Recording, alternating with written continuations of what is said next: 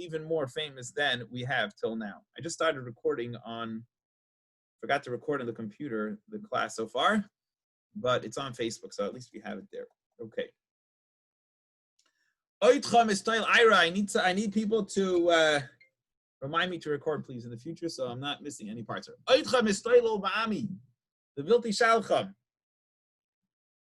If you're not stopping, you're still holding on to my people not to let them go, okay? You're still treading on my people, not letting them go. What's going to be the next punishment, the next plague? Verse 18, Hineni mamtir ka'es machar bared kaved me'oid.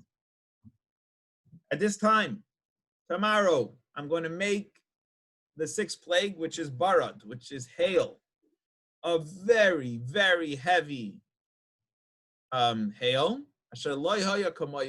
that has not ever since happened. In Mitzrayim, in Egypt, we've never experienced this before. From the day that Egypt was, made, when the day was founded, until now, tomorrow, at this time, and he says ka'es, and Moses says, how did he tell the time to Pharaoh? They didn't have clocks in the days, so he made a line in the wall. And when the sun, I guess, hits that line, exactly when the minute the sun hits that line, boom, all hail is going to break loose. It's going to come down. And you haven't seen such a thing from when Egypt has ever been founded. You're going to experience something you've never experienced before. But now, go and gather up your cattle. Anything that's left in the field. I'm warning you, any person, any animal that's in the field, and you won't collect them into the house. Guaranteed the hail will fall on them and they will die. So it's going to be a tremendous experience. Make sure to be in the house, because if they're out, it's going to be their end. Hayari as Devar Hashem, verse 20. So we see over here again, there were people in Egypt, and it's very interesting, that did fear God. Hayari as Devar Hashem, those who became afraid of God, learned their lesson already. From Pari servants, they collected all their people and their thing into the house.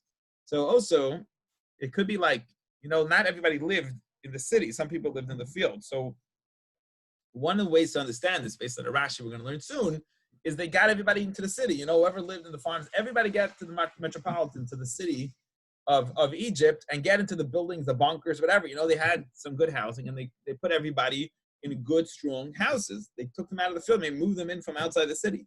And those who did not yet pay attention to Hashem's word, they left their servants in the fields, far away from the living quarters. And they left their people out. So some did, some didn't. Moses, stretch your hand out on the heaven. And Rashi says, simple meaning is stretch your hand out towards heaven. The Medrash says that God lifted up Moses higher than the heavens. Somehow God rose Moses to the heavens, a miraculous way, and Moses is literally sticking his hand out on the heaven. And what happens is, there is hail over the whole land, Allah Adam, on all the people, and all the animals, on all the grass, all the vegetation, that's in Egypt. The land, this hail came hurling down on everything, fell on everything. Verse 23, Moshe stretched his hand out of the heavens, and Hashem made voices, loud noises, thunder, heavy thunder, uvara, then hail. And here's what got it interesting. Vati halach eish, and fire came down arza to the land. So you had a mixture of hail and fire. Hashem made it rain down. Fire, barad, this hail was fire in it on the whole land of Egypt. A tremendous hailstorm comes down. A raging fire together with hail. Together, the fire was inside the hail. Kavin Maid was very, very heavy. That would never happen, as was predicted in all the land of Egypt. From when it became a nation. So Rashi just describes a little bit of this interesting miracle here. He says it was a miracle within a miracle. And this commentators understand this in two ways, and I'm going to share one because it's exactly in today's class. In today's Tanya class, we're going to really address this. Fire's nature is that it always rises. I think from a real scientific perspective is I think that's how hot air balloons work. Maybe, the air is lighter and then the fire rises. We're going to learn about this in Tanya. but fire rises. So it's weird that fire is going down. So how does fire come downwards? Fire goes upwards, right? If you have a wick and a candle, we'll learn about this extensively in our Tanya class. The fire, the wick, the flame always doesn't go down; it always goes up, right? You want to. That's why it works out that the fire rises always up. So even if you hold the candle sideways, the flame will go up. Here, the fire is coming down. That's a miracle. And the second miracle, obviously, is that fire and ice don't get together, don't get along. The ice, the water will always either put out the fire, or fire will always get rid of the water. They'll heat it, steam it, and make it go away. But here, to do Hashem's will, these two lifelong opponents, the fire and the water, will work it out in order to do Hashem's will. They made shalom, they made peace between them, a change of nature. So it was two miracles. One, that fire went down, and the other one is that fire and water somehow are getting together. Two miracles. The bird smashed up the whole land of Egypt. It's called Hashem Basad, everything that's in the field. The Adam, Behema, the people, the animals, that's called Esav, and all the vegetation. Asad, Hika Bared, a complete destruction. It's called Eitz Asad, the Shibur, all the trees of the field were smashed. And besides, the forecast would say the whole Egypt's getting destroyed. Besides where? Goshen, besides where the Jews lived in the county of Goshen, Israel, where the Jewish people lived, it skipped them somehow, it moved around them, and they didn't get the Barad plague. So Pari said, he says to Moshe and Aaron, he says, Chatasi, I learned my lesson, I sinned. Pari, God is righteous, my nation are showing.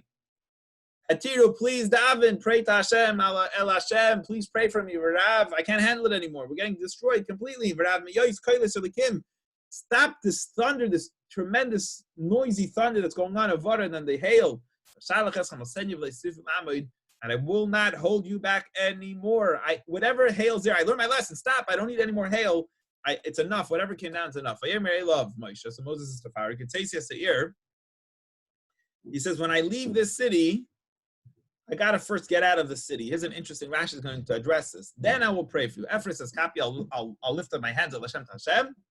And when I do that, the thunder will stop, and the barad will stop mid-ear, it says actually. Like, that's the way one of the commentators understand it. Even though the barad is coming down, you would think it still has to hit the ground. No, everything will freeze, will stop coming down. Lamantedas, you'll know, Ki Hashem ha'aretz, that the whole land belongs to Hashem.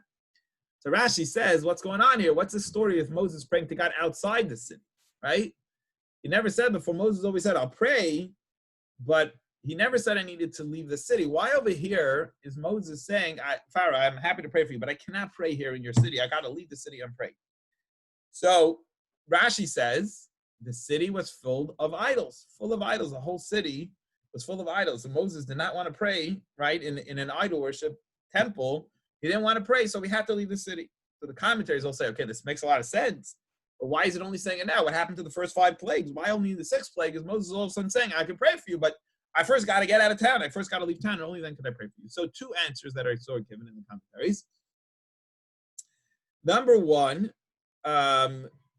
Moses always prayed, but it wasn't like right away. He never said, I'm going to pray for you right away. Here, Pharaoh came running to him and says, Moses, right now, I need you to stop the thunder and the hail. So Moses says, okay, as soon as I can, let me just leave the city and I'll pray. So the first answer is Moses always prayed out of the city. He would never pray inside the city. And the reason why here he's telling Pharaoh, just let me go out, is because Pharaoh never asked him that I need it removed today. He always said tomorrow. Here's the first time that Pharaoh is saying, I need it right now to remove it. So Moses says, okay, I'll do it as quick as I can. I just got to get out of the city and I will pray for you. That's one answer. The other answer is an interesting answer I saw, that remember, in order to avoid your stuff getting destroyed by plagues, you had to bring your servants and your animals inside the buildings. So everyone always had their idols kind of outside of the main city. Here, they brought all their idols and everything in so it shouldn't get destroyed by the hail.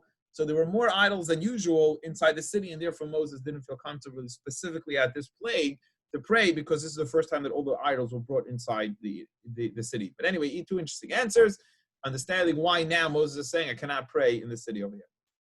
Verse 30, you and your servants, and you and your servants, I know that you still don't fear God. I know you have not learned your lessons. I'm still going to pray for you anyway. I guess he's telling him, I'm going to pray for you anyway, and I know you still have not learned your lessons. Now, it's interesting. The Torah goes into here to describe that not everything got destroyed. Listen to the next few verses. The flax and the barley, nuksa was wiped out. All flax and all barley that they were growing was wiped out. Why? Why then? Because barley is in its ears and flax is in its stalks, meaning that they have already grown. So of produce, I'm not a farmer, so I don't know this, but the produce grows earlier. Certain produce grows earlier than others. So flax and barley were already fully grown. Therefore, when the hail came down, completely destroyed them and annihilated them because they were already growing and they wiped them out. However, the chita and the kusemes, verse 32, wheat and spelt that grow at a much later stage have not really come out of the ground yet, so the hail didn't fully destroy them. It might have hurt them a little bit, but didn't completely destroy it. So interesting, not everything got completely destroyed from the hail. The Yetzer Moshe in Pari, Moses left Pharaoh, as he left the city of Yifresh Kapav, he raised up his hands to El Hashem, to Hashem. The thunder and the birds and the hail stopped. The rain did not reach the land. Some of the commentaries say it stopped in midair. Once Moshe prayed, it went away. And Pharaoh sees that the hail stopped. And the thunder and the sound. He continued to sin. Him in the service hardened their heart. Pharaoh's heart was hardened. He didn't send the Jews. Like Hashem spoke in the hand of Moshe, Hashem predicted what would happen. And we finished together, Baruch Hashem, the Parsha of Va'era, which discussed Dam, Svardeya, Kinim, Oroi, Dever, Shchin, and Bara, the first 7 plagues. Interesting, the Torah divides it up into two. The way we read it, we split it up into 2 portions. We have the first 7 plagues in Parshas Va'era, and we have the next 3 plagues, which were much stronger. In the next Parsha, we're going to have Arba, which is the locust, going to eat everything up, Chayshach, darkness, and Makas B'chayra is the death of the firstborn. Any questions or comments on today's Tanya? Let's start with David Jarashow. Yes. Okay. So we the last time I was on, you mentioned that, I said, gee, Hashem, it seems like he's very forgiving. And you said, look, this is how it had to happen. That the plagues, that everything had to take its course. So my first question is, was Moshe in on it? Did Moshe know also that even though he was, pitching for Paro to free Am Yisrael, that Moshe was in on it too, that he knew that these 10 plagues were going to come? He knew that Paro was going to harden his heart. It keeps on saying every plague, like God already told Moses. Moses warned him that he's, by the way, God originally, when he spoke to Pharaoh, God told him that let my firstborn sons go. And if not, I'm going to kill your firstborn son. Right. So it was pre-predicted that the 10th plague will be the breaking point, which finally the Jewish people will go. So I guess Moses knew there's going to be that warning. Moses knew Pharaoh was not going to listen. I don't know if he knew all the details. It seems like Hashem said God in the beginning did give him the plan. He told him in a lot of details. He said he's going to harden his heart. He's not going to let go. God was very clear with Moses about the plan. But I don't know if he knew every single detail, but he knew a lot of the details what's going to happen. I don't know if he knew it'll be exactly 10, but God was pretty open with him. I don't know how much detail, but he knew that this was going to happen in general. Right. So I'm saying that the job, the communication between Moshe and Paro, if that's the case, if Moshe was in on it, so to speak, it was not pro forma, but your attitude is different when you're in the know than when you're really lobbying for something. Right. So it's a little bit of like a showmanship, like with a trial. Like we know everything in advance, pretty much, except for how the jury or the judge is going to find things, but we kind of have to put our case on. So it's the same thing. Like Moshe's the attorney, but he knows the game plan already. He's arguing it, but he kind of knows what the end result is going to be anyhow. Yeah, right. It's interesting. So you could be a lawyer and you know what the other side's going to argue, but you still got to go through the motions. Absolutely. And ultimately there's a judgment. Look, and Moshe didn't know 100% that it was going to play out, how it was going to play out, but he had a pretty good idea of how it was going to play out. I'm thinking like that in you have that in parenting, David. I think like you still got to give your kid the chance. Like you could say, I know he's not going to clean up his room, so I'm just going to punish him now. I'm not going to ask him to clean up his room first. I guess kind of maybe like that. Like you still have to go through you still have to give the warning and you know what I mean? Like you have to do all that kind of stuff. Were you here yesterday when I spoke about the reason for all the plagues and everything? Yeah. Yes, we were on yesterday. Yeah. Okay. Okay. Yeah, no, that's an interesting point. It's like Moshe's kind of going through the motions because he knows Pharaoh's not going to listen because he's already. I think God kind of had to tell him because you know what? Especially after Moses came and Pharaoh, it was worse for the Jews. You know, God felt he had to tell Moses the whole plan. Otherwise, every time Moses will be saying, "God, you told me to do this, and you're still not listening to me." And God kind of says, "That is the plan. This is the plan. Don't get nervous." Right. Then the other question I have is, you said that there were some Egyptians who believed in Hashem, and then their animals, and they were spared. But Correct. You would think logically that if the neighbor said, "How come Bob next door isn't getting boils?" Oh, it's because he's a believer. That would, change their heart. I understand about Paro, but just, it seems like those that didn't change their mind, aside from Paro, he's the leader, but I'm saying aside from Paro, those that didn't change their mind, is incredible stubbornness, because if you're seeing these terrible plagues inflicted and you're still not going to believe in the power of Hashem, it's just, it's so arrogant. Maybe some people will say it about us now. Maybe. How do we not see Hashem's obvious, all the miracles Hashem does for us? How do we still not believe? Look at everything Hashem does for us. How are we still not convinced? We're still I'm not 100% sure, maybe nature does have some control. Maybe, they were obviously in a very deep hole. And some people, like an addict or something, you really need to hit rock bottom. I guess their rock bottom was pretty low to where they needed to get to wake up, right? Interesting. Right. Yeah, I agree. Yeah, so they were very, very stubborn. Obviously, yeah. Interesting, very interesting. Thank you, David. Awesome. Yeah. All right. Ira's waiting. Yes, go ahead, Ira. That kind of what David said about my question. You said that God. Hold on 1 second, David. Who's with you over there? That's Jordan. He's at YU, and he's down for a long weekend before Yeshiva week in Boca. Jordan, your son? Jordan, my sister, my nephew, my sister's son. Oh, was he in the class? It was a nephew in the class once before from YU. Is that the same one? That's the same one. Jordan, welcome aboard. Nice to have you here. And he's going to be here. We're going to have Shabbos outside because it's so nice. They're going to do a minyan outside. Amazing. Beautiful. Yeah. Awesome. Enjoy Florida. Very, very nice. Thank you. Yes, Ira. So it kind of connects to what David said about why people didn't believe in God. It said that. You speak Ira a little louder. Could you speak a little louder? No, I said it kind of leads continuous on what David said about why people didn't believe when they saw these miracles. I think we read that it said God hardened Pharaoh's heart and his servants. So.